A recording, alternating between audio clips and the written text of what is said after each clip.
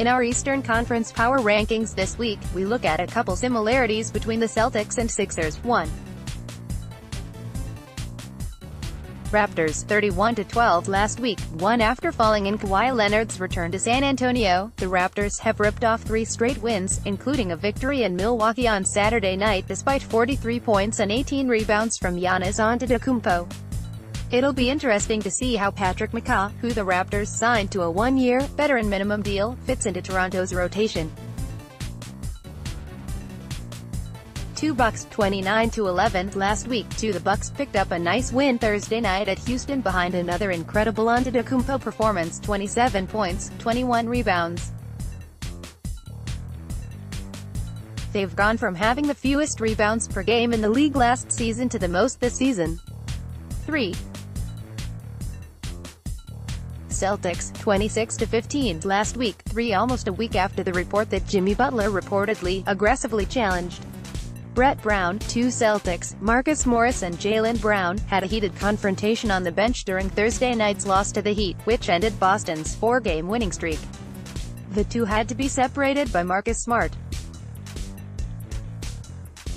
Philadelphia isn't the only place where spirited conversations take place in the NBA. Still, the Celtics are a good, deep team with a significantly easier schedule than the Sixers over the next month.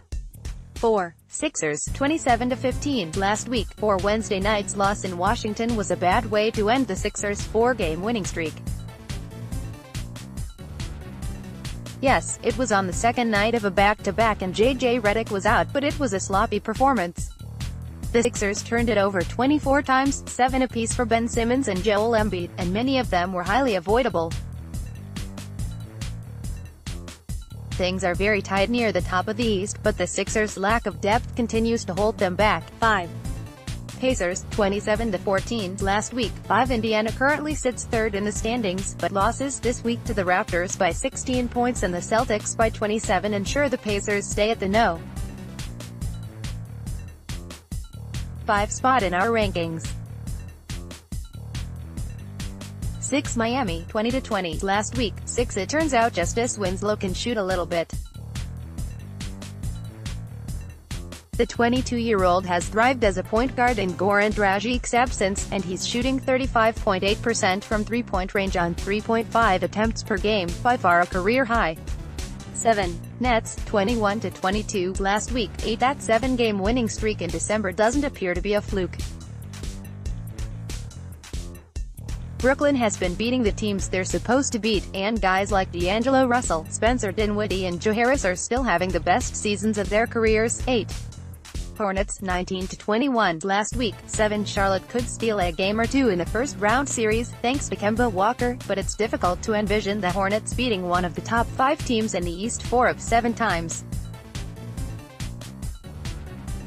9 Detroit Pistons, 17-23 last week. 9 Remember when the Pistons beat the Warriors on deck? 1 and were on a 5-game winning streak. Since then, Detroit has won 4 of its last 19 games.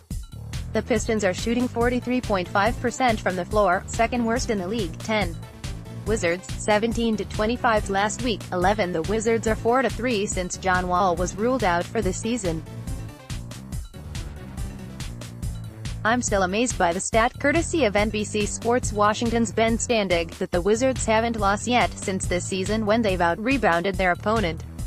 The thing is, they've only done it 9 times. 11 Magic, 17-24 last week. 10 There's not much to be encouraged by for the Magic, who have lost 4 straight games and have the Celtics and Rockets up next.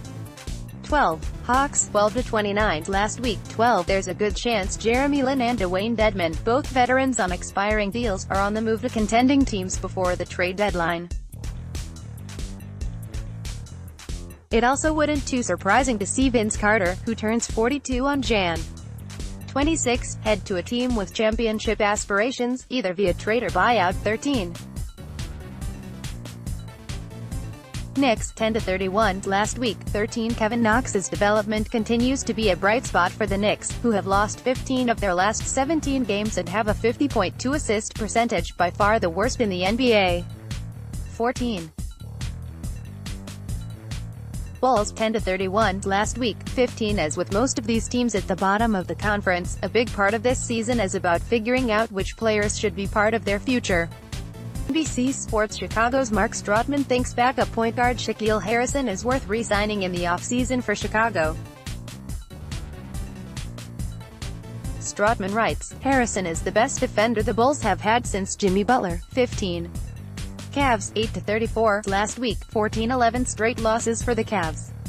Enough said. Click here to download the My Teams app by NBC Sports. Receive comprehensive coverage of your teams and stream the Flyers, Sixers and Phillies games easily on your device.